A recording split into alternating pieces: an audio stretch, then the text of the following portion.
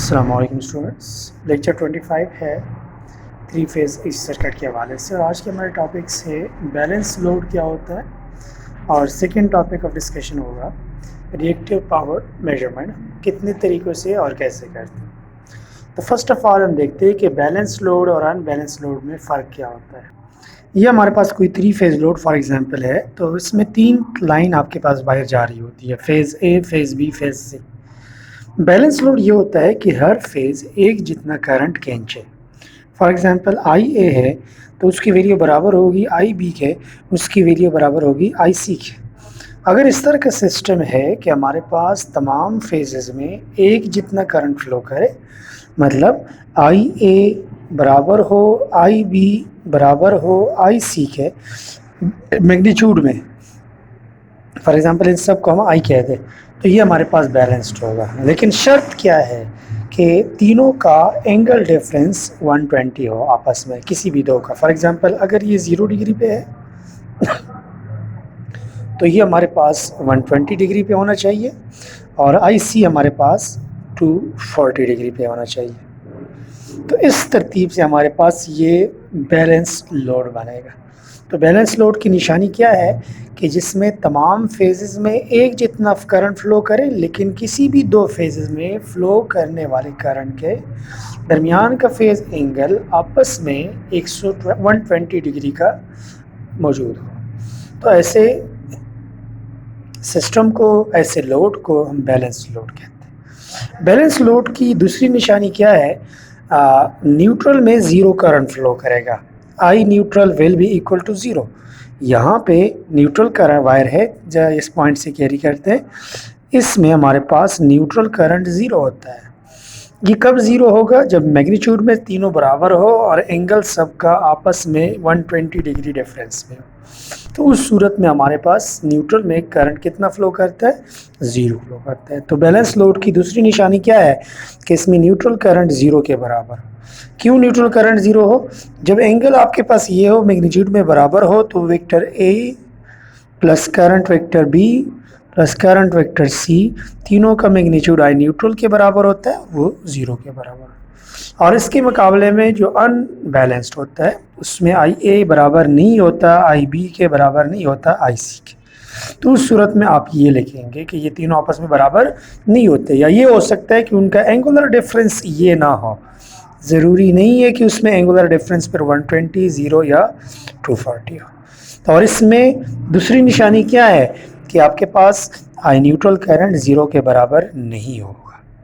तो ये बैलेंस और अनबैलेंस लोड के दरमियान फ़र्क है। अब हम देखते हैं कि रिएक्टिव पावर मेजरमेंट हम थ्री फेज़ एसी सर्किट में कैसे करते हैं और इसकी फॉर्मूलेशन क्या है। रिएक्टिव पावर हमारे पास यूजलेस पावर है।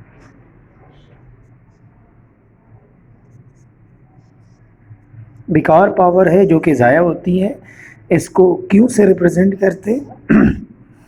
ये ज़ाया होने वाली पावर है, यूजलेस पावर है, जो कि दो चीज़ों में ज़ाया होती है। या तो आपके पास वाइंडिंग अगर होगी किसी मशीन में तो उसमें ये पावर आएगी, या कोई कैपेसिटिव लोड हो वहाँ पे रिएक्टिव पावर इस्तेमाल होती है, इसकी एप्लीकेशन है।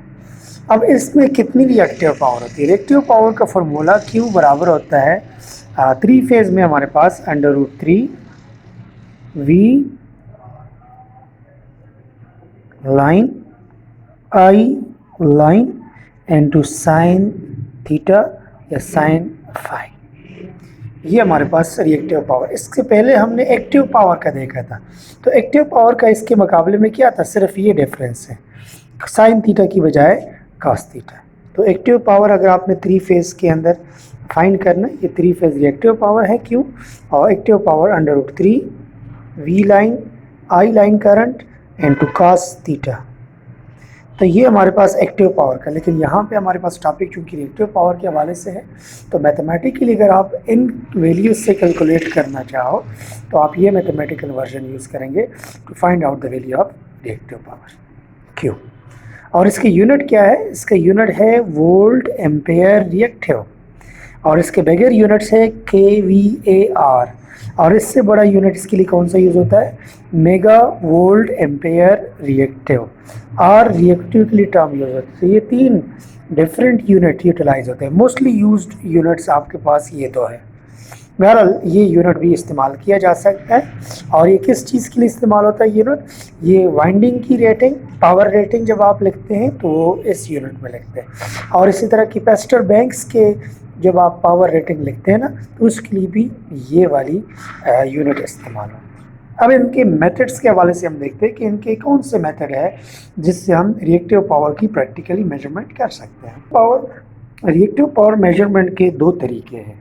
पहला तरीका क्या है कि हम 2 वाट मीटर्स इस्तेमाल कर लें,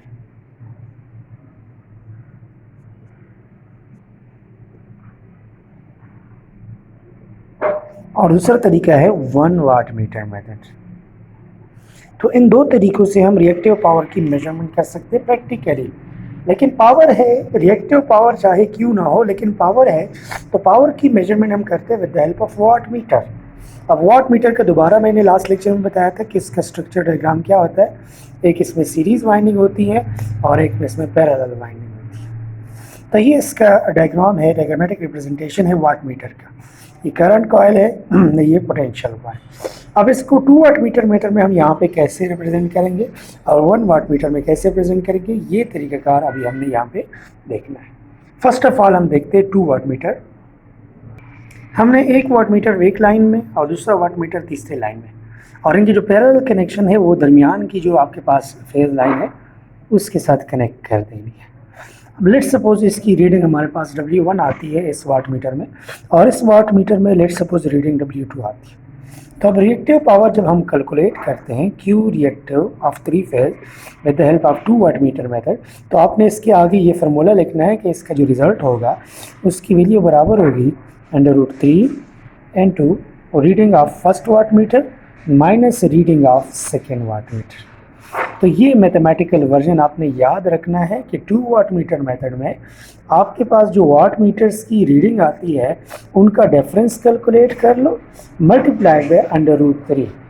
लेकिन कनेक्शन आपने ये देखनी है कि इसके जो पैरेलल कनेक्शन है दोनों की आपके पास सेंट्रल वायर के साथ जुड़ेगी।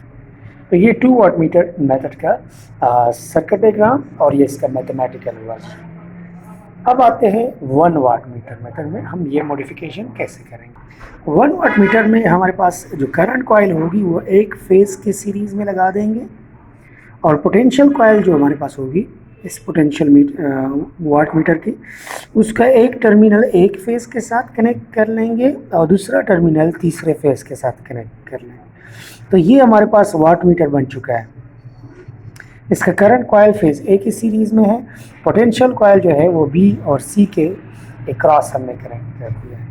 लेकिन इसका कनेक्शन म्यूचुअल आपस में एक ही जगह, क्योंकि मीटर के अंदर ही कॉइल होंगे, करंट कॉइल और पोटेंशियल कॉइल, तो ये कनेक्शन की तरतीब है। तो इसमें हमारे पास 1 वाट मीटर है, तो डेफिनेटली उसकी रीडिंग को अगर हम नाम देंगे तो W1 देंगे, सिर्फ W दे दें या W1 दे दें, क्योंकि एक ही वाट मीटर है। तो जो हमारे पास रिएक्टिव पावर की वैल्यू होगी Q3 फेज, वो हमारे पास इस मेथड में जस्ट आपका 1 वाट मीटर जो आपको रीडिंग दे रहा है वही आपके पास रिएक्टिव पावर की वैल्यू होगी, क्योंकि इसके इंटरकनेक्शन की वजह से बाकी 2 फेजेस की वैल्यूज़ हमने इसके ऊपर एंडोर्स करा दी है।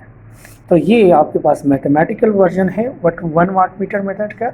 और इससे पहले हमने जो 2 वाट मीटर का डायग्राम बनाया था उसमें √3 W1 माइनस W2 का ये रिलेशनशिप हम यूज़ करेंगे to find out the value of reactive power. तो ये 2 तरीक़ेकार आपने याद रखने हैं कि रिएक्टिव पावर 2 तरीक़ों से फाइंड करते हैं। और एक्टिव पावर के बारे में हम इससे पहले डिस्कस कर चुके हैं लास्ट लेक्चर में, लेक्चर नंबर 24 में, कि एक्टिव पावर जब हम कैलकुलेट करते हैं तो उसमें ये फार्मूला आई थिंक मैंने नहीं बताया था, तो ये आप नोट कर ले। लेकिन इसकी जो मेथड है उसमें 3 मेथड हम यूज़ कर रहे थे, उसका इंटरकनेक्शन डिफरेंट है इस मेथड से। उसके नाम क्या थे? एक्टिव पावर में 3 watt meter method, 2 watt meter method and 1 watt meter. और इसके मुकाबले में रिएक्टिव पावर सिर्फ 2 तरीक़ों से मेजरमेंट उसकी की जा सकती हैं, एक 2 वाट मीटर मेथड से और एक 1 वाट मीटर मेथड से। तो इसके साथ आपका पेपर बी का कोर्स कंप्लीट हो गया। टोटल 25 लेक्चर्स में आपके पेपर बी के तमाम क्वेश्चंस कंसेप्चुअली मैंने बताने की कोशिश की है कि इस आसानी से आप लोग ये टॉपिक समझ सकें और पेपर अटेम्प्ट करने में आपके लिए आसानी हो। Thank you very much for watching. अभी तक अगर आपने इस चैनल को सब्सक्राइब नहीं किया हुआ है तो काइंडली चैनल सब्सक्राइब कीजिए, बाकी दोस्तों के साथ भी शेयर कीजिएगा। नेक्स्ट फेज़ में मैं कोशिश करूँगा कि इसका पेपर ए स्टार्ट कर लूँ और साथ में प्रैक्टिकल के लिए भी मैं पोर्शन इंशाल्लाह इसी प्लेलिस्ट के ऊपर अपलोड करूँगा। तो stay in touch with this channel education radios by engineer Fazlur Rahman Fazal Khatak. Thank you very much for watching. अल्लाह हाफिज़।